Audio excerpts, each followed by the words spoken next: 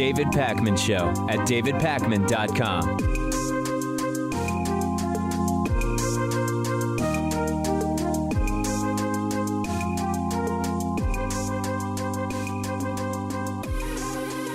In the wake of the Facebook Donald Trump 2016 campaign data scandal, the opposition research and data mining firm Cambridge Analytica is shutting the whole thing down.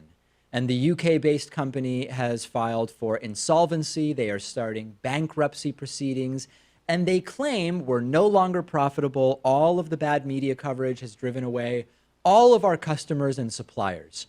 And we all need to be very, very vigilant about the possibility that they are just going to reopen under another name, which they are already doing. And much like with yesterday's Rudy Giuliani spilling the beans about $130,000 being reimbursed to Michael Cohen by Donald Trump, corporate media, by and large, is falling for this. Let me tell you a little story. Remember the mercenary firm Blackwater, owned by Betsy DeVos's brother, Eric Prince? Doesn't exist anymore, right? Well, sort of. They changed their name to Z Services, XE Services, in 2009.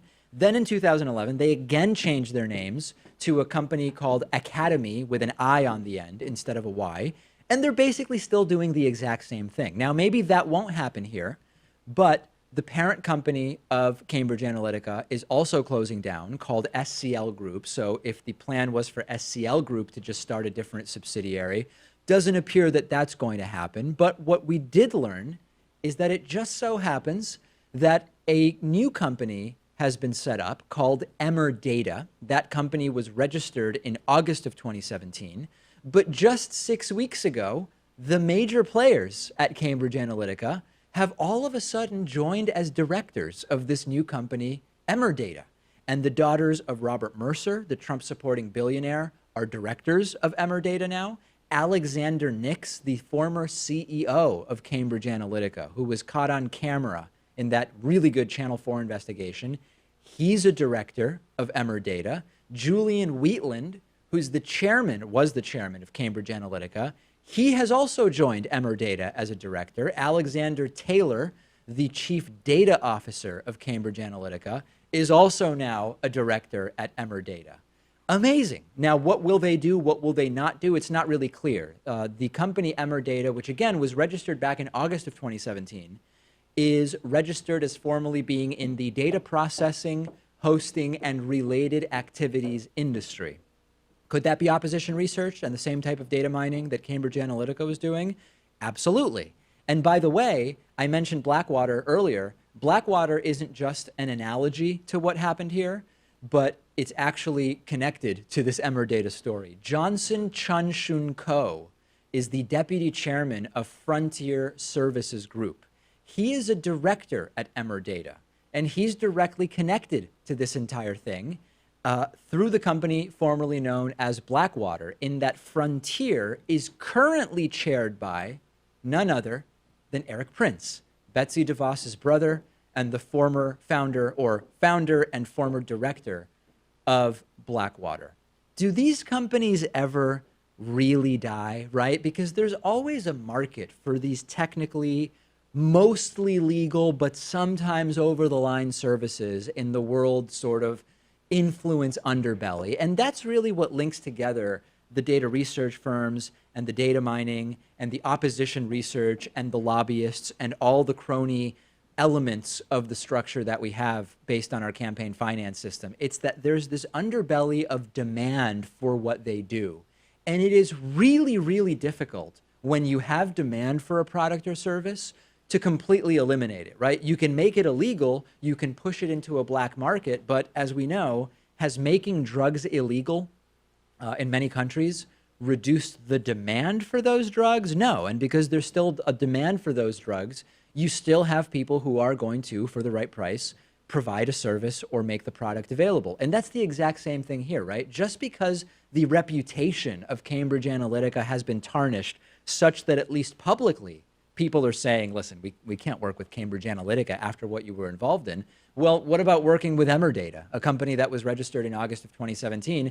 That's not a problem whatsoever, because who even knows who these companies are until they actually have a scandal in their history? So the same people clearly going to be operating an almost identical business under a different name, probably even the same client list. Because you know what? If Cambridge Analytica was delivering for you, you're not going to say, oh, because you got caught doing the Trump stuff, we can't work with you. They're going to say, we can't be publicly associated with a company called Cambridge Analytica, but yeah, just restructure as Emerdata.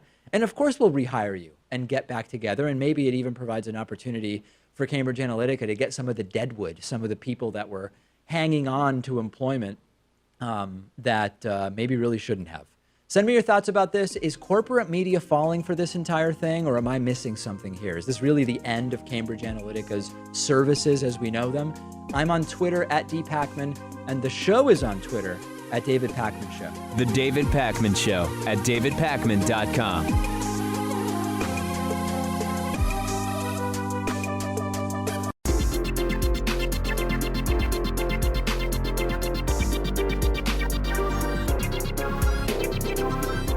The David Pakman Show at davidpakman.com. Today's new member of the day is Rod Gratz. Rod, thank you for being a David Pakman Show member. Also want to thank Scott Puroy, who's been a member since May of 2012. 6 years of David Pakman Show membership. You can join Rod and Scott by signing up at joinpakman.com. Very, very exciting. No more remembering long URLs. Just joinpakman.com. Very, very easy.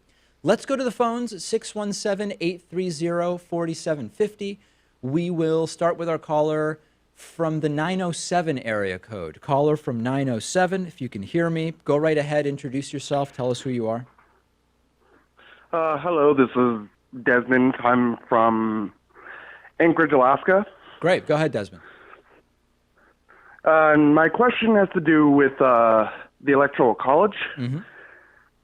And from what I have read, there is a lot of flaws with it, and I've seen that there's like 30 states, including the District of Columbia, that has some sort of law that has the electoral colleges have to vote with their constituents, but from my understanding, only 21 of those states don't face a penalty. Correct me if I'm wrong. You know, I don't know the specifics of that. What I do know is that the way around this, the simplest way around this would be the National Popular Vote Interstate Compact, whereby states can decide to award their electoral votes, their delegates, to the winner of the national popular vote, and then you would sort of create a de facto popular vote. But I can't speak to the specific laws that you're talking about. Okay. And another question that is also due with the electoral colleges, with all the flaws with it, would you prefer fixing all the flaws and making it more like possible that it'll be guaranteed that the popular vote would guarantee the presidential candidate would win the election? An or effective would you popular vote, in other words. Yeah. Yeah. Or would you rather take it away and have it be more of a ranked choice voting, and it's all the people like it is with the Senate elections, state elections, mayor, et cetera? Yeah, so there's a couple different overlapping things here that you're talking about, Desmond, but big picture, I think that if we want to break the two-party duopoly, ranked choice voting or other versions of similar to ranked choice voting would sort of be necessary. Separately from that, I would like to go in the direction of an effective popular vote. Now, actually getting rid of the Electoral College constitutionally, procedurally is quite complex. I think the simplest path to an effective popular vote would be something like the NPVIC, and we will see ultimately if we get any closer to that. But I'm glad Desmond's thinking about this, because we did do the story about Trump being in favor of going to the popular vote, which I am in favor of as well. It would be a very tough thing to do politically, but if it was ever going to happen, it would be now, because liberals are upset with the Electoral College. It screwed them in the 2 of the last 5 elections with Al Gore and Hillary Clinton. And if Trump Donald seems Trump's to want calling it. for it too, that's bipartisan support right there. And we will continue taking calls at 617-830-4750. We will go, let's go to 636. Who's there from 636? Hi, David. This is Noah. I wanted to ask you a question about the election system, because when I made my first vote, I felt like it was null and void. What, in what way? Well, I had two other options. I saw that Hillary, she was the only choice I could go with, and I'm guessing you had to do the same after it was between Bernie or Hillary. Mm-hmm. So let's see if we can back up just a little bit here, Noah, so I understand what you're saying. Are you talking about your vote in the presidential election in November of 2016? Yes, I'm talking about 2016 presidential election. I felt like after that first vote, what kind of deterred. So you're saying that you went to, let's see if so you woke up on November, whatever date it was, 2016. You went to vote, and the people on the ballot were Trump, Hillary, Jill Stein, the libertarian guy whose name, Gary Johnson, or you could write someone in. And you had what issue? I had an issue with how much it felt like we were choosing between the worst of two political representatives for our country. Okay. And so your question is? My question is, just being stuck with either one, I had to choose the party that my beliefs stand with, which is that we need equality for everyone. Okay. And that we need to get the system more workable for everyone who has suffered during this time of the past 2 years. Right. Okay. Is there a, maybe there isn't a question, like were you just calling to comment? I was more or less had two questions in mind. First, that was just a reminder more or less to keep myself thinking about politics. But okay, good. The first question is there a way to go back to the Australian ballot? Because that seemed more like it would be a more efficient way of voting. Mm-hmm. Because the ballot system we have now, when you put it in the machine could screw up or something where it could basically register your ballot as somebody else is, like a Republican, Democrat, or Green Party or whatever. No, well, listen, I really appreciate the call. I think you're bringing up just such important issues, and it's really great that you're thinking about this stuff. Unfortunately, they're so wide-ranging that I don't know that I can do justice to them is the way I would say it. But listen, voting is great, and we want a system that works for people. I'm still wondering who Noah voted for, too. I think he voted for Hillary. I think he felt he had no choice but to vote for Hillary. Although he said he voted for the party he least stands with. I didn't totally get that. But clear. I think listen, he voted, and I think that we can all be very, very glad about. Let's go to our next caller from the 309 area code, I think it is. Yeah, 309, caller from 309. Tell us who you are, and you can jump right into your question. My name is Jack, and I was wondering if you would ever live stream or debate with smaller YouTubers like Three Arrows or Atheism is Unstoppable. Probably not. I mean, to be perfectly honest, I don't. Listen, here's the thing, Jack. I don't know about a lot of the YouTubers that people call in and they ask me, did I see this video or that video? It's not about insulting anybody. It's that I'm trying to focus my activities on those that will move the needle, right? And when the show was much smaller, almost like appearing anywhere would move the needle, because if like we only have 10,000 subscribers and I appear somewhere with a channel that might have 10, 20, or 30,000 subscribers, that's a big impact on the show. Now that we have 500,000 subscribers and 10 million views a month and the radio stations and all the different stuff, it's usually like I have so much stuff to do related to my show that it usually is not a good use of my time to do like random small YouTube channels. Is there a particular reason that you think I should appear on those, the two that you just mentioned? It just seems like it would be interesting. No, all right. Well, let's play it out. If I did appear and did a debate, what would I debate with those individuals? Politics, most likely. Politics. Okay, very good. All right. Thank you for the call. I will certainly take it under advisement. 617-830-4750. Pat's having quite a ball over there today. Let's go to the caller from the 845 area code. Caller from 845. Who's there? You can jump right into your question. All right. Hey, it's Mark Benjamin from Clarkstown. Go ahead, Mark. Once I called in about economics. Mm-hmm. Thank you for the suggestions. I'm actively listening to it on audio. Great. Books, websites. And two, I have more of a question on information gathering because I saw your podcast with Destiny. Yes. Stephen Bonnell, known as Destiny in the gaming world, of course. Yeah, I in general suck at I don't understand statistics enough about statistics to trust another source until I get my head around it. Okay. A good idea. So what I normally do is search out a bunch of YouTube channels, try to get a general gist of both, if not all sides of the issue, and then come to a general understanding of what's happening. Okay. And I try to learn stuff through the same method. So if there's an economics thing, I'd look up a geopolitical or geostrategical podcast on what's happening and how metals work and how crypto works and how all that crap works. Sure. How's the best way to learn statistics, either in that manner or how to try to, fact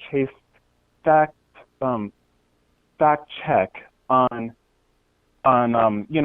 just slowly learn how to get used to fact checking. Yeah. Very good. No, I think I get it. So really good question. Yeah. Here's what I would do. I would start with, and I hate that I'm just not 100% sure if this is the name of the book, but I think it's a book from the 40s, I believe, called Lying with Statistics or something like that. And that will give you a very basic understanding of some of the methods that are often used, including deliberate confusion or handpicking of mean, median, or mode, sort of ignoring of baseline and base rates, truncating of y-axes on graphs. It'll give you an initial understanding. I think it's called Lying with Statistics, although double check it. It's an old book, probably about 80 or 100 pages, very little book. All right. Then, real quick, one more time. The book is... I think it's called Lying with Statistics. All right. Thank you. How to Lie. And have a great day. Okay. All right. Well, listen, I had I could have gone into a whole thing, but I guess Mark, he just wants, listen, do step one after you've read the book, call me back. What a day. What a day. Let's just try one more caller here. We'll go to the 778 area code and see what we get. Caller from 778. You might be the last caller, so let's make it good. Who's this? Hey, I was just curious. Listen, hold. I don't want to interrupt. We're not on speakerphone, are we?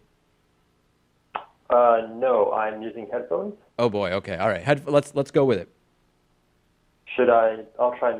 I was just wondering if there's a way for callers to know how many people are in line. I'm having a hard time hearing. Can we turn him up, or can you speak up a little bit? What was the question? I was wondering if callers could know how many callers are in line when they call in.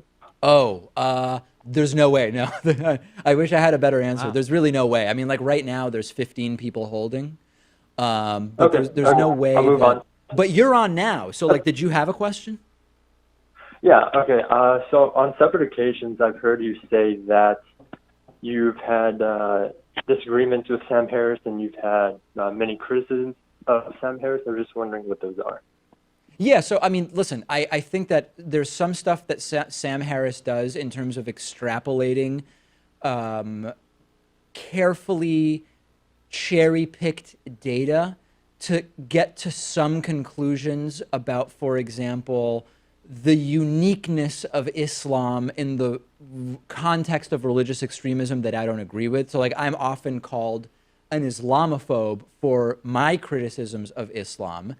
And at the same time, I find some of Sam Harris's conclusions about the unique connection that he finds between Islam and terror. I think, for example, what's missing from a lot of Sam Harris's statements about Islam and terror today is that historically, and he'll say, I've also been a critic of Christianity, historically, there was a period where algebra and astronomy and the foundations of so much of science were coming from the world of Islam, while it was Christianity that was disproportionately involved in terror and violence. So I think that I'm on the side of Sam Harris in that we should identify sources of terror in 2018 and figure out how to curb those. I am in disagreement with Sam Harris with the idea that there's anything particularly unique to the problem that is currently being experienced between Islam and terror, and I think it's sort of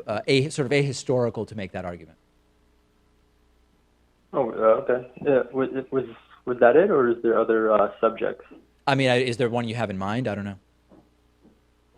Oh, I was just curious if you had any others in mind. Also, when you had the interview with Colin Moriarty, I remember you talking about a school of thought where, Colin was saying, "Oh, why don't we just print more money if that tax spending doesn't matter?" And you were referring to a school of thought where you could just keep printing money and that the debt isn't that concerning.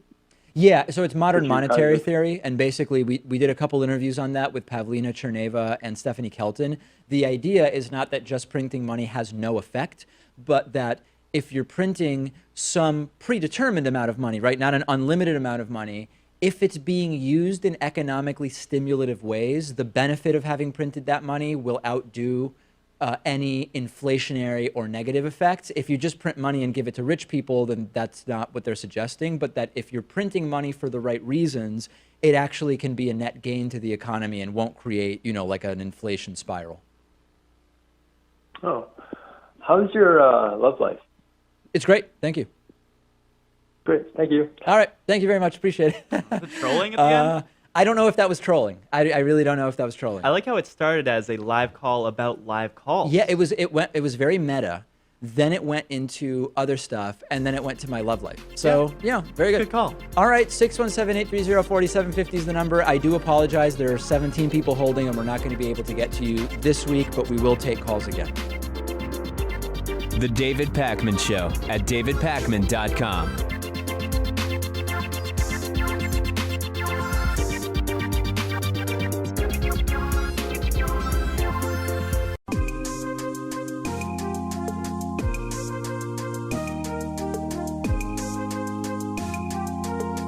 Welcome back to the David Pakman Show.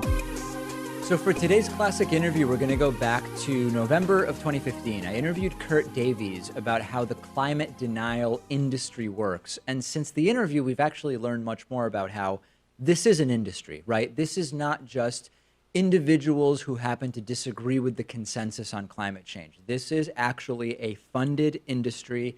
It's connected to fossil fuel companies and other that benefit from the use of fossil fuels and of having huge carbon footprints. And it is particularly relevant right now as we actually are closer, at least technologically and ideologically, to being able to get off of fossil fuels altogether, but still lack the sort of political will to do it. So let's go back to 2015, how the climate denial industry works with Kert Davies. I'm joined today by Kert Davies, who's director of the Climate Investigation Center. It's a research group that works to expose the anti-environmental movement, including those that try to stall and block policy solutions to climate change. Kert, you were involved in this extraordinary investigation into Willie Soon and the way in which climate denial is funded. Before we talk specifically about that investigation, talk to us generally about why, in spite of the fact that the overwhelming mountain of scientific evidence points to humans impacting the climate on Earth, we still see so many of the same few climate skeptics cited time after time by the deniers. Why are we seeing that? Well, first of all, thanks for having me on the show. And this is one of my favorite subjects, and I kind of obsess about the answer to your question. So I could go on for hours, but we don't have that much time. The basic thing is that they know, these fossil fuel corporations who don't want us to get down and solve climate change, to start implementing, real energy policy that cuts out fossil fuels, basically. They know that science is the engine that drives policy along, that, if we are not certain about whether the Hudson River is polluted, we won't do anything about it. If we're not certain that climate change is caused by fossil fuel burning, we won't do anything about it. So they've funded their own echo chamber. They've sort of cultivated people who will say things that the companies themselves can't be caught dead saying. And Willie Soon is a perfect example of this. He and his ally there at the Harvard Smithsonian Center for Astrophysics, Sally Baliunas, who retired suddenly in 2009, for years have denied the ozone hole. They've denied climate change. They say it's caused by sunspots or variations in the sun. The warming we're seeing today is caused by something else. And Exxon funded them. The Koch Foundation funded them. American Petroleum Institute, Southern Company, a huge utility based in Georgia, all funded Willie Soon to put this counter narrative out that the science is uncertain or that there are other things to explain the warming that we're experiencing. Talk to us a little bit about, let's stick with Willie Soon because it's just a good example, a microcosm of so much of what's going on. Willie Soon, a solar physicist, as you mentioned, at the Harvard Smithsonian Center for Astrophysics. He claims all of the different things you talked about, including changes in temperature due merely to sunspots, just sort of the natural cyclical reality of the sun. How is he funded specifically? In other words, we might have this idea in our heads that someone comes to him and says, listen, Willie, we need you to say these things. Here's some money. But that's not really the way it actually happens. No, in fact, it's more complicated than that. He actually believes what he's saying. It's not like they are literally manufacturing doubt, or they are, finding a scientist and say, go lie for us. They have found scientists that think climate change isn't real. And then they have given them a megaphone and they've given them funding. If you go back to a document that was leaked in 1998, now I'm getting some echo, I'm sorry. Good on your end? Yeah, we're fine. Oh, apologize. So in 1998, there was a document that was leaked to the New York Times that showed a multi-million-dollar plan to funnel money from industry trade associations through front groups to basically media train scientists and give them venues to talk, to insert uncertainty into the dialogue. And they explicitly say victory will be achieved when media, legislators, even science teachers believe there is uncertainty. Willie Soon was a direct conduit where they sent money straight to his institution to pay for his research, and the payback was Willie Soon publishing peer-reviewed literature in the scientific journals that would generate some uncertainty. So it's sort of a feeder system that they developed, a network of front groups being libertarian, anti-environmental, anti-regulatory organizations, and trade associations like the American Petroleum Institute. They run money through those groups and they prop up these scientists in the public dialogue. So there are many of them. It would be sort of too obvious if they just say, hey, we want you to say these things that you may not believe. The smarter way to go about it is, fine, if only this tiny percentage share our views, let's exclusively fund those and make them prominent and known. That's exactly right. And what's fantastic about this new Exxon investigation that's rolled out over the past couple of months through a group called Inside Climate News, an online news source on climate change, and a group at Columbia School of Journalism working with the LA Times, they both have revealed old Exxon documents showing that Exxon knew much more about climate science than we previously knew they did. And then they went on to fund people like Willie Soon. In one case, there's a document from the mid-90s where Mobil Oil scientists are briefing the entire industrial coalition, the Global Climate Coalition, which was this front group set up to block the Kyoto Protocol and block the UN process that's happening right now in Paris. They had a whole coalition to stop that. Their own scientists said arguments like Willie Soon's, sunspots, arguments that there's a divergence in the temperature record, they basically knock down each of those arguments and say they really don't hold water to explain the warming that we're seeing. And then they didn't include that in the final draft that went public of that document. So this private conversation inside the industrial bloc, they knew these arguments didn't hold water. Exxon goes on to promote those same arguments in years subsequent. Let me ask you a little bit, Kert, and we're speaking with Kert Davies, director of the Climate Investigation Center. Increasingly, we are seeing from the sort of the usual suspects, the talking point touted that, hey, everything's fine as far as ice melt, that we now see more ice than ever in the Arctic, for example. Have you investigated that? What's going on with that, the resurgence of that talking point that we're hearing lately?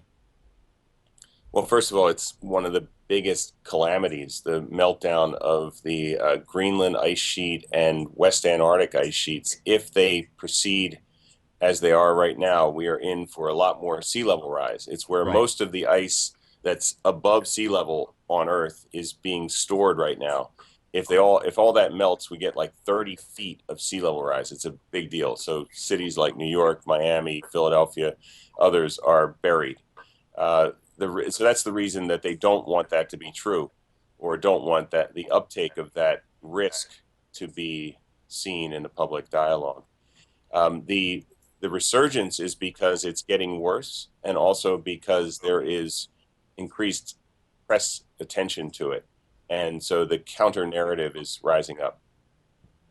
And talk a little bit about where, they claim to have science on their side, right? They claim to say, hey, if we just look at the volume of this ice, we have actually seen an increase. And of course, what they would like to see follow from that is, if there's more ice, clearly things aren't warming, everything's fine, look in the other direction.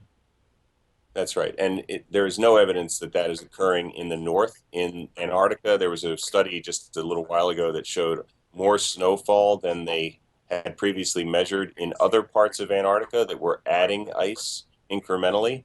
But the scientists concluded it wouldn't balance out the ice that's being lost off of the West Antarctic ice sheet, which is really the biggest chunk that's falling into the ocean on a regular basis. So ice is a big question. You could call it an uncertainty, but all the news is bad.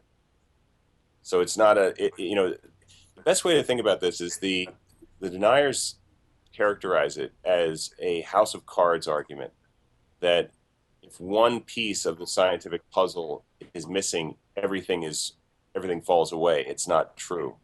The better way to look at it is like a giant jigsaw puzzle. And yes, in all science, there is continuing exploration and fine point certainty. But the bigger the picture gets, you sort of know the picture before you're done the puzzle, is the way to look at it. You know this is a picture of a pretty grim scene. Adding the other pieces are not going to make that scene into some beautiful sunrise. So the argument that we are missing information and that's a reason not to act is completely destructive. Right, and not to mention that even if scientists are wrong about 80% of their predictions, just if they're right on 20%, we've still got a lot of stuff to figure out, and you're absolutely spot on with that. We've been speaking with Kert Davies, director of the Climate Investigation Center. Kert, thanks so much for talking to us and for your investigations. Hey, great, anytime, thank you. The David Pakman Show at davidpakman.com.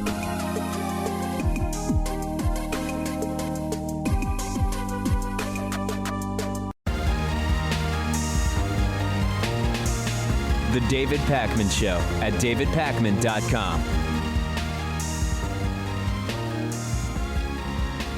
Let's jump into audience questions for the week. First one is from Farah, who said, hey, David, what sketchy but legal business tactics should people be aware of? Very good question. We've been asked before about scams. So this is not about specific scams like multi-level marketing or pseudoscience scams or that type of thing, but about specific tactics that it's good for people to be aware of. Number one, contracts, right? So this applies to a lot of different services that we sign up for. It will often not be made clear unless you look at the fine print whether the price you're being offered, number one, is a temporary price, and number two, whether it is a contract that you are committing to or else have to pay an early termination fee. It is very, very common that with cable companies and mobile phone companies, you'll be offered a price of, say, $50 a month. But that price is good if you commit to 24 months of service. If you want to cancel short of the 24 months, you will have to pay an early termination fee. If you don't want a contract at all, it might be $80, not $50. Very, very common, important for people to know about that. We here, every time we do these discounted memberships, I make it very clear. You keep the discounted price as long as you want. Not that this was an opportunity that Farah created to pitch membership, but I'm super upfront about that, right? It's not a low introductory price, the low introductory price of only whatever. When we do a discounted membership, you can keep that. If you decide, hey, you know what, I don't need the discount anymore, then you can choose to increase the price. Really, really common thing, important to be aware of that. Number two, I know that when it comes to like software terms and conditions, no one's going to read that. We were asked, do I ever read the terms and conditions when I'm using some piece of software or an app? I really don't, and I probably should. Other times when you are actually signing a contract that in much more direct ways can influence your life, you will sometimes hear from people, listen, you don't have to read this whole thing. It's just something the legal department gave us. We don't ever really enforce it. It's really important to know that you are assuming a lot of risk if you are taking someone's word that they're not going to enforce the contract that you're about to sign. A good response if they say, we don't really enforce this, is great, then I don't even really need to sign it, right? And if the answer is yes, then there's a reason that that's the language you're signing on to. This can happen with car leases. This can happen with employment-related stuff. This can happen with settlements anytime a big corporation or even a not-so-big corporation is involved.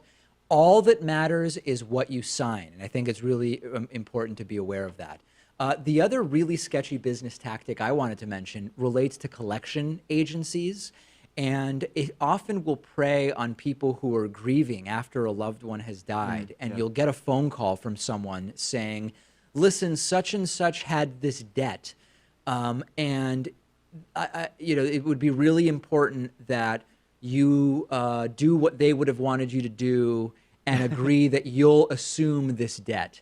Never, ever, ever say yes if you are approached about something like that. It is completely legal for them to ask you, even if in a state of grief, if you will assume that debt. And if you say yes, it will be recorded.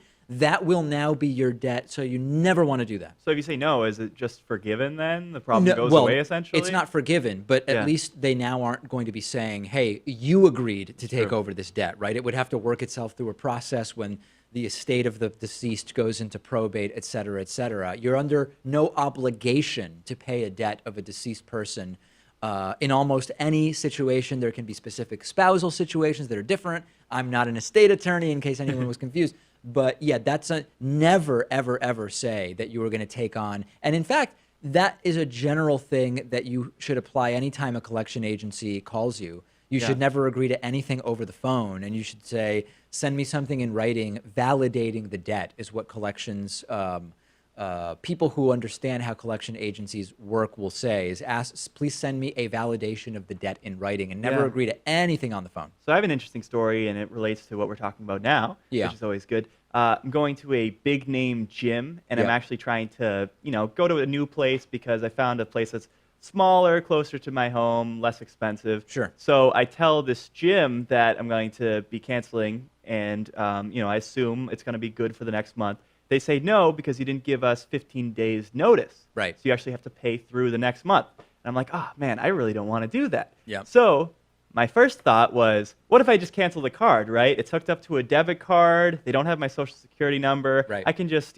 cancel the card and I won't have to worry about making the next payment. And I was going to do that, but then I realized, what if this $44 that I owe goes to a collections agency? It's probably just going to be a bigger hassle. I might as well just eat the $44. Yeah, and the collections agency thing in and of itself isn't necessarily the biggest issue, but there's always a question of whether it will hit your credit. And from what I understand from speaking to attorneys that deal with this, it used to be that if you never gave your social security number, it couldn't hit your credit. And with a gym membership, you usually wouldn't give a social security number, so your strategy would be one that works.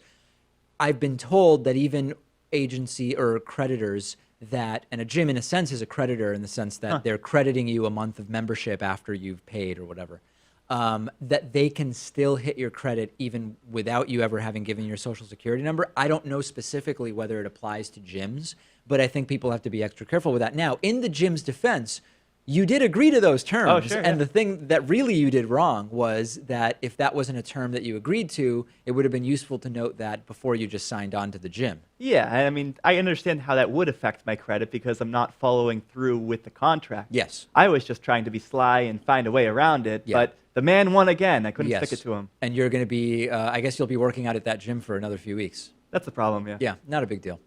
Lewis wrote in, not former producer Lewis, but just someone named Lewis. David, what should we stop teaching our children? At the top of the list for me is we should stop scaring kids with the irrational fear of ending up in hell if they don't do the correct arbitrary things during their lives. I mean, we spoke to Lawrence Krauss, who, by the way, has also been hit by the Me Too movement over the last couple of months.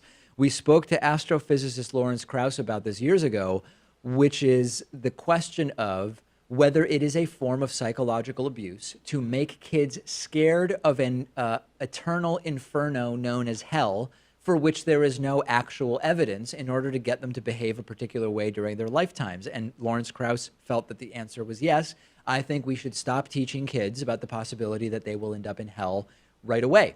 I think that it also would be really important to teach children early on about media consumption, right? I think that we have so many studies. So I think I'm not speaking for parents, but I think a lot of the research on child media consumption shows us that very early on, kids start to recognize brands and characters and branding without actually understanding that this is media meant to influence them to make a buying decision, or for kids, it's to ask their parents to buy them something, for example.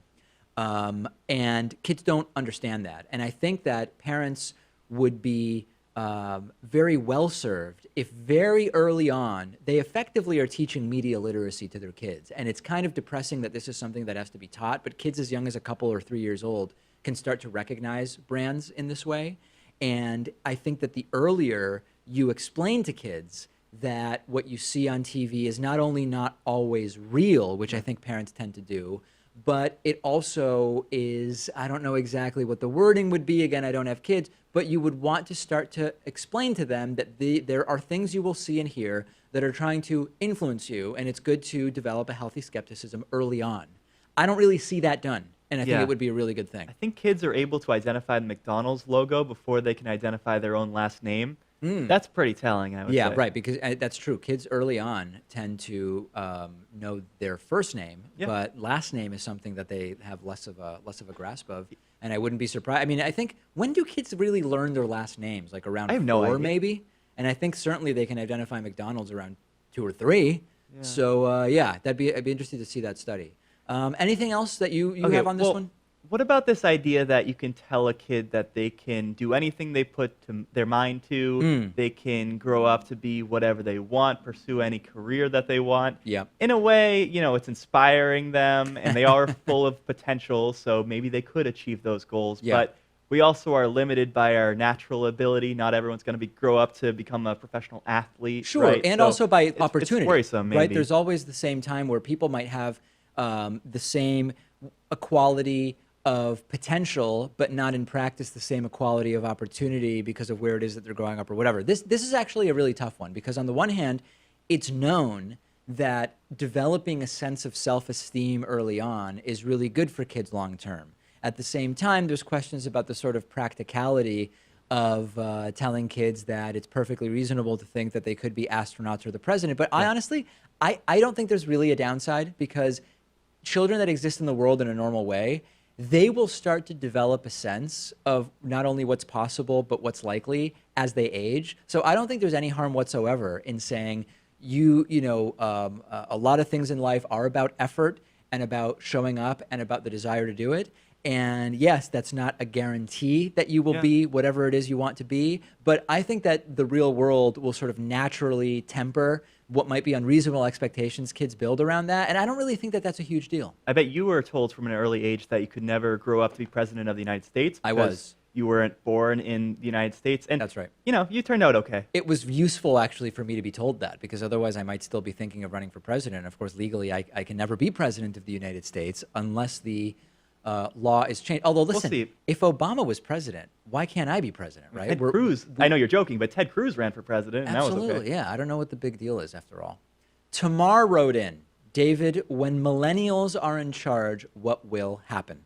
I have one word that connects to my interest in seeing how millennials will run the world. And that word is, and this might be a shock to many people, the word is socialism. And the reason that the word is socialism is not because I expect our Western capitalist societies to become socialistic utopias or dystopias, depending on your perspective, but because we see that now current millennials are holding one of the most favorable views to socialist ideas that we've seen in a very, very long time. And when it is those same millennials that are running more and more of the major corporations, right? Not just like Facebook, but more and more of major corporations running schools in politics, I think that it would be very, very interesting to observe.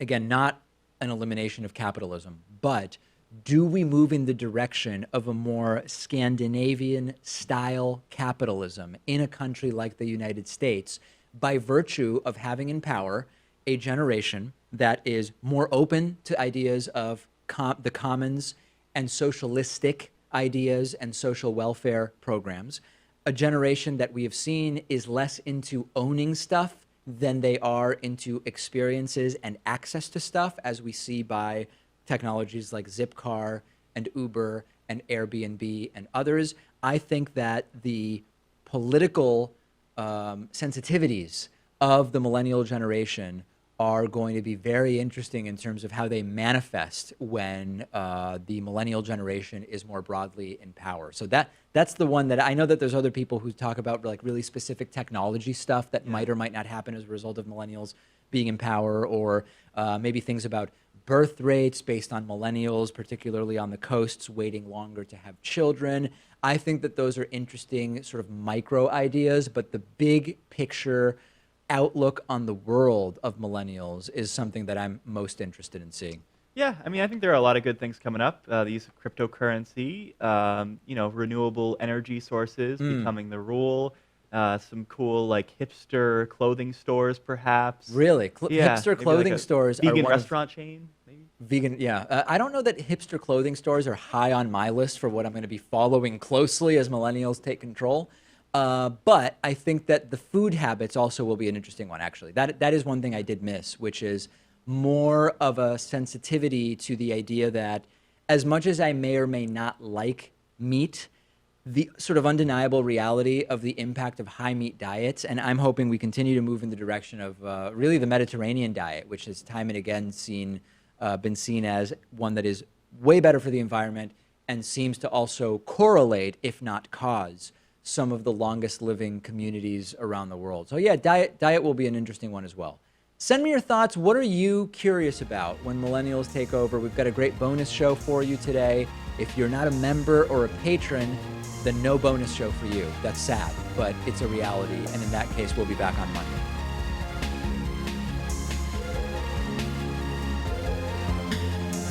The David Pakman Show at davidpakman.com.